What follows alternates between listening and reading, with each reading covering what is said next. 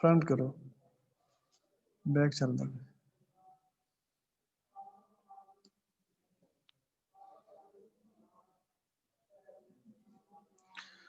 السلام علیکم ورحمۃ اللہ وبرکاتہ۔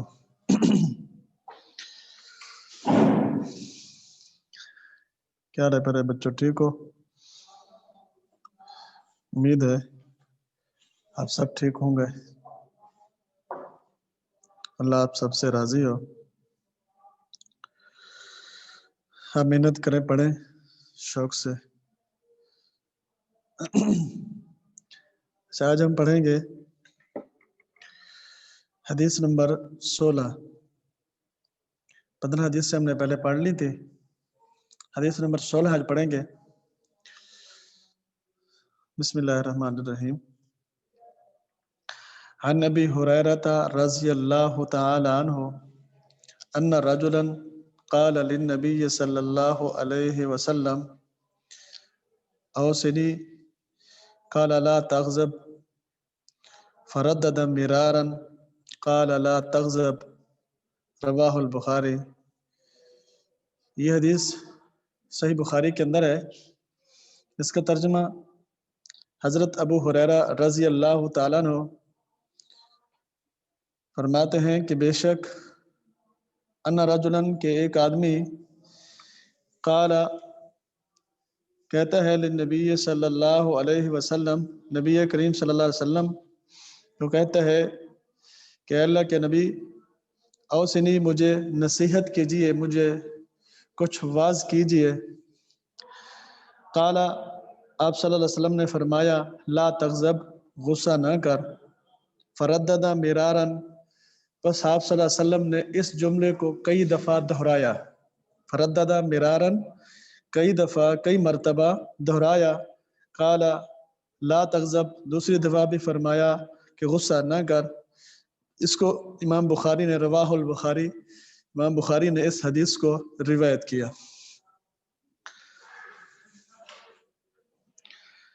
اچھا، اس حدیث کی تشریح میں اس حدیث میں غصہ نہ کرنے کی ہدایت کی گئی کہ غصہ نہ کریں۔ غصہ انسان کی اس کیفیت اور حالت کا نام ہے جس میں انسان کے سوچنے کی قوت ختم ہو جاتی ہے۔ غصہ انسان کی اس کیفیت کا نام ہے کہ جس میں انسان کے سوچنے کی قوت معاف ہو جاتی ہے، ختم ہو جاتی ہے۔ انسان غصے کی حالت میں بہت سے ایسے فیصلے کر بیٹھتا ہے جس میں اسے کافی نقصان اٹھانا پڑتا ہے، پشیمانی پریشانی کا سامنا کرنا پڑتا ہے۔ تاہم غصہ ایک نفسیاتی حالت کا نام ہے۔ ہر انسان میں غصہ غضب کی کیفیت موجود ہوتی ہے۔ اگر یہ غصہ حق کی تائید کے لیے، دشمن اسلام کے لیے، برائی کے خاتمے کے لیے استعمال ہو تو درست ہے، مگر ہر وقت ہر معاملے میں غصہ کرنا، انتقامی کارروائی کا جذبہ رکھنا معاشرے کے لیے انتہائی نقصان دہ عمل ہے۔ اس حدیث کی تشریح میں یہ ہے، آپ صلی اللہ علیہ وسلم نے فرمایا کہ غصہ نہ کر۔ اگر غصہ ہو دشمن اسلام کے لیے، برائی کے خاتمے کے لیے، یا کسی برائی کو، ایسی برائی جیسے انسان کو نقصان پہنچ رہا ہے، اس میں اگر وہ غصہ کرتا ہے تو پھر تو ٹھیک ہے۔ ہر وقت ہر معاملے میں غصہ کرنا، یہ اللہ کے رسول صلی اللہ علیہ وسلم نے منع فرمایا۔ اور اسی طرح بعض روایت سے یہ بھی معلوم ہوتا ہے کہ جس شخص نے رسول صلی اللہ علیہ وسلم سے یہ نصیحت کی، درخواست کی، تو اس کی ضرورت اور حالت مزاج کے مطابق آپ صلی اللہ علیہ وسلم نے اس کو نصیحت کی۔ یعنی آپ صلی اللہ علیہ وسلم کا یہ طریقہ تھا تبلیغ کا، دعوت کا، تبلیغ کا، درس و تدریس کا طریقہ تھا کہ آپ صلی اللہ علیہ وسلم مزاج کو دیکھ کر نصیحت کرتے تھے۔ جس کا جو مزاج ہوتا تھا اسی طرح ہی آپ صلی اللہ علیہ وسلم نصیحت کرتے تھے۔ تو یہاں پر اس حدیث میں حضرت ابو درداء رضی اللہ تعالیٰ نے جو نبی کریم صلی اللہ علیہ وسلم سے سوال کیا نصیحت کے بارے میں، تو آپ صلی اللہ علیہ وسلم نے اس کو ہر بار کہا کہ تو غصہ نہ کر، کیونکہ ابو درداء کا مزاج غصے والا۔ غصے والا تھا، اس لیے آپ صلی اللہ علیہ وسلم نے اس کو ان کے مزاج کے مطابق ہی نصیحت کی کہ تو غصہ نہ کر۔ یہ ہے اس کی تشریح۔ مزید اس کی تشریح میں غصہ کرنے کا نقصان کیا ہے، غصہ کرنے کا نقصان کیا ہے، تو اس حدیث میں غصہ نہ کرنے کی تاکید کی گئی، بار بار کہا گیا کہ غصہ نہ کریں، کیونکہ غصے کی حالت میں انسان سے بہت سی غلط اور پریشان کن حرکات ہو جاتی ہیں۔ غصہ کرنے سے انسان کو پریشان کن حالات سے دوچار ہونا پڑتا ہے، کیونکہ آپ صلی اللہ علیہ وسلم نے ارشاد فرمایا غصہ دین و ایمان کو اس طرح خراب کرتا ہے، غصہ دین اور ایمان کو اس طرح خراب کرتا ہے جیسے ایلوا شہد کو خراب کر دیتا ہے۔ ایلوا کہتے ہیں کوڑ تمے کو، اندرائن، ہنزل عربی میں ہنزل کہتے ہیں، اندرائن اردو میں کہتے ہیں، اور سریکی میں کوڑتما کہتے ہیں ہم اپنی زبان میں۔ تو شہد کے اندر جس طرح شہد کے اندر کوڑتما ڈال دیں تو شہد خراب ہو جائے گا، تو اسی طرح نبی کریم صلی اللہ علیہ وسلم نے مثال دی کہ اگر دین میں، ایمان کی بات میں، حدیث میں، قرآن میں اگر غصہ کیا جائے تو اس طرح وہ دین و ایمان کو بگاڑ سکتا ہے، غلط بات انسان کہہ دیتا ہے، جس طرح شہد کو خراب کرنے والا ایلوا ہے۔ تو اسی لیے نبی کریم صلی اللہ علیہ وسلم مثال دے کر فرمایا کہ غصے کا نقصان ہے، غصہ کرنے کا نقصان ہے۔ اچھا، اب غصہ ہو گیا تو اس کے ختم کرنے کا علاج کیا ہے، وہ بھی نبی کریم صلی اللہ علیہ وسلم ارشاد فرمایا غصہ شیطان کی طرف سے ہے، شیطان کو آگ سے پیدا کیا گیا، آگ کو پانی سے بجھایا جاتا ہے۔ غصہ شیطان کی طرف سے ہے، شیطان آگ سے بنایا گیا، اور یاد رکھیں آگ کو پانی سے بجھایا جا سکتا ہے، ختم کیا جا سکتا ہے۔ لہذا جب غصہ آئے تو نبی کریم صلی اللہ علیہ وسلم ارشاد فرمایا وضو کر لو یا پانی پی لو۔ ایک اور حدیث میں ہے کہ آپ نے فرمایا جب غصہ آئے تو اگر انسان کھڑا ہے تو وہ بیٹھ جائے، بیٹھا ہے تو وہ لیٹ جائے، یعنی اس کی حالت اور کیفیت کو بدل دینا چاہیے، تو غصہ خود بخود ختم ہو جائے گا۔ یہ اس کا علاج ہے، نبی کریم صلی اللہ علیہ وسلم نے ارشاد فرمایا۔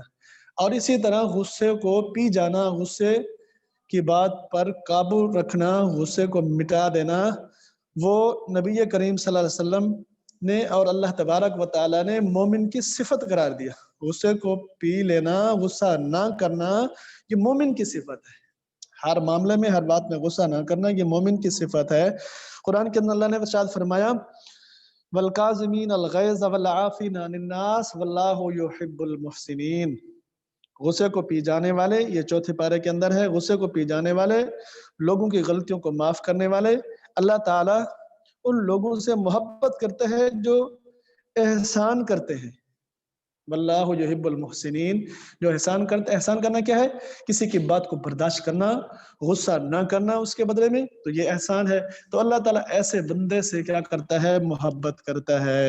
ایک دوسری جگہ ارشاد فرمایا قرآن کے اندر ہے، سورہ شورى کے اندر، یہ تقریباً 25واں پارہ ہے، وَإِذَا مَا غَضِبُوا هُمْ يَغْفِرُونَ۔ اللہ تبارک و تعالیٰ نے فرمایا جب انہیں غصہ آتا ہے تو وہ معاف کر دیتے ہیں۔ یہ مومن کی صفت ہے۔ مومن کی صفت کیا ہے؟ مسلمان کی، کامل مومن، کامل مسلمان کی نشانی کیا ہے؟ جب غصہ آتا ہے تو وہ غصے کو پی جاتے ہیں، غصے والی بات کو معاف کر دیتے ہیں۔ وَإِذَا مَا غَضِبُوا هُمْ يَغْفِرُونَ۔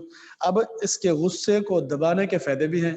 غصے کو دبانے کے، میں نے اس کا علاج بھی بتایا، اس کے نقصان بھی بتایا، اس کی تشریح بتائی، آخر کے اندر غصے کو دبانے کے فائدے کیا ہیں؟ غصہ نہ کرنا، غصے کو دبانا، لوگوں کو معاف کرنا اللہ کو پسند ہے۔ اس کا فائدہ کیا ہوا؟ غصہ دبانا، غصے والی بات کو معاف کر دینا، یہ اللہ کو پسند ہے۔ واللہ یحب المحسنین۔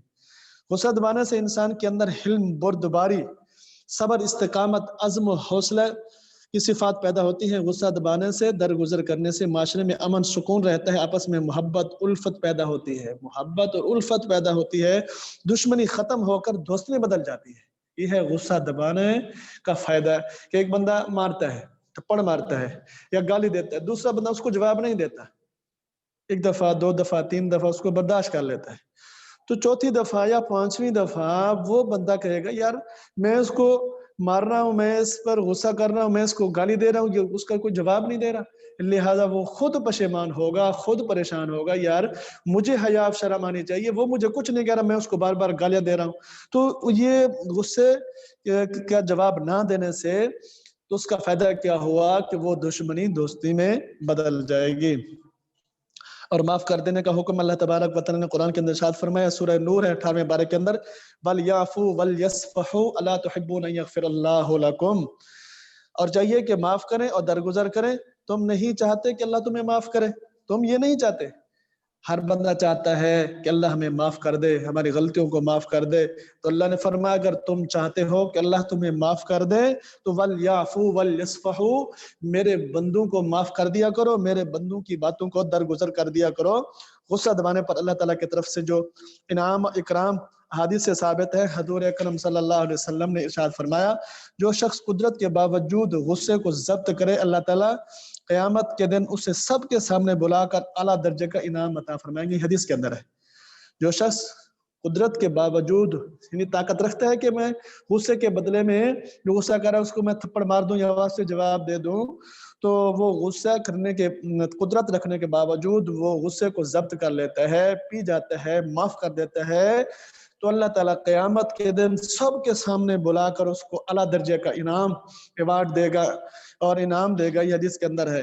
دوسری حدیث میں بندہ کسی ایسی چیز کا گھونٹ نہیں بھرتا جو خدا تعالیٰ کے نزدیک غصے کے گھونٹ سے افضل ہو، جس کو کوئی شخص رضائے خداوندی کے لیے پیے، جو اللہ کی رضا کے لیے اس کو پی لیتا ہے، اللہ کی رضا کے لیے، اللہ کے لیے، اللہ کی خوشنودی حاصل کرنے کے لیے، اللہ کو خوش کرنے کے لیے غصے کا وہ گھونٹ پی لیتا ہے، تو اللہ تعالیٰ کو یہ سب سے زیادہ پسند ہے، سب سے زیادہ افضل ہے کہ اللہ کے رضا کے لیے دوسروں کو معاف کر دینا۔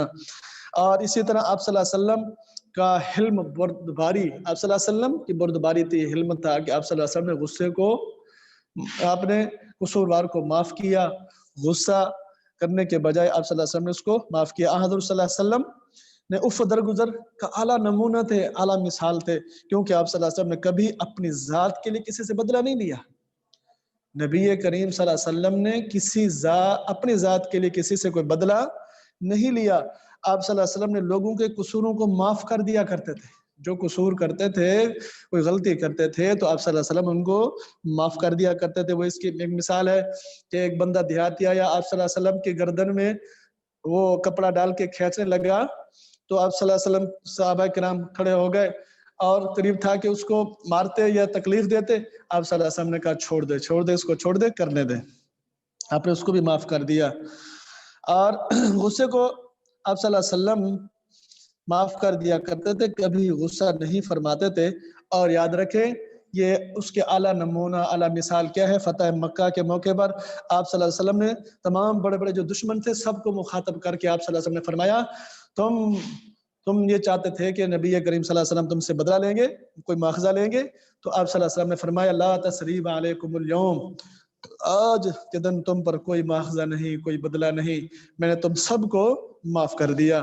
بہرحال غصہ دبانے سے انسان بہت سی دینی دنیاوی کامیابیوں سے ہمکنار ہوتے ہیں۔ قرآن و حدیث میں اس کی بہت ساری وضاحت موجود ہوتی ہے۔ آخری حدیث آپ صلی اللہ علیہ وسلم نے ارشاد فرمایا حقیقی پہلوان کو ہے، حقیقی پہلوان، کامیاب پہلوان، لیس الشدید بسرعہ انما الشدید الذی یملک عند الغضب۔ آپ صلی اللہ علیہ وسلم نے فرمایا ایک دوسری حدیث کے اندر ہے کہ کسی کو بچھاڑ دینا، فریق مخالف کو بچھاڑ دینا، یہ حقیقی پہلوان نہیں ہے۔ دو پہلوان آپس میں لڑتے ہیں تو ایک پہلوان دوسرے کو بچھاڑ دیتا ہے، ہار دیتا ہے، گرا دیتا ہے، تو آپ صلی اللہ علیہ وسلم نے ارشاد فرمایا کہ وہ پہلوان نہیں ہے، پہلوان وہ ہے انما الشدید الذی یملک عند الغضب، حقیقی پہلوان وہ ہے جب اس کو کسی بات پہ غصہ آتا ہے تو وہ غصے کو پی جاتا ہے، معاف کر دیتا ہے۔ نبی کریم صلی اللہ علیہ وسلم نے اس بندے کو حقیقی پہلوان کہا ہے۔ اور یہ حدیث نمبر 17 انشاءاللہ پھر جمعے کو پڑھیں گے۔ آخر کے اندر میں آپ کو ایک نصیحت کروں گا کہ خدا را نماز کی طرف توجہ دیں، نماز پڑھیں، خود بھی پڑھیں اور اپنے بہن بھائیوں کو بھی تلقین کریں۔ اگر گھر والے نماز نہیں پڑھتے تو اگر ماں ہے، باپ ہے، بہن ہے، بھائی ہیں، تو آپ ان کو کہیں نماز پڑھیں، نماز فرض ہے، اور نماز کے بغیر انسان اس دنیا کے اندر وہ انسان نہیں ہے وہ انسان نہیں ہے، وہ کامیاب انسان نہیں ہے جو اللہ کی عبادت نہ کرنے والا ہو۔ اللہ کی عبادت کریں تو اللہ کی عبادت کرنے کا سب سے بہتر طریقہ کیا ہے؟ نماز ہے۔ اللہ کا ذکر ادا کرنے کا سب سے بہتر طریقہ کیا ہے؟ نماز ہے۔ تو نماز انسان کو اس دنیا میں بھی فائدہ دے گی، آخرت میں بھی فائدہ دے گی۔ دعا ہے اللہ عمل کرنے کی توفیق عطا فرمائے۔ جزاک اللہ۔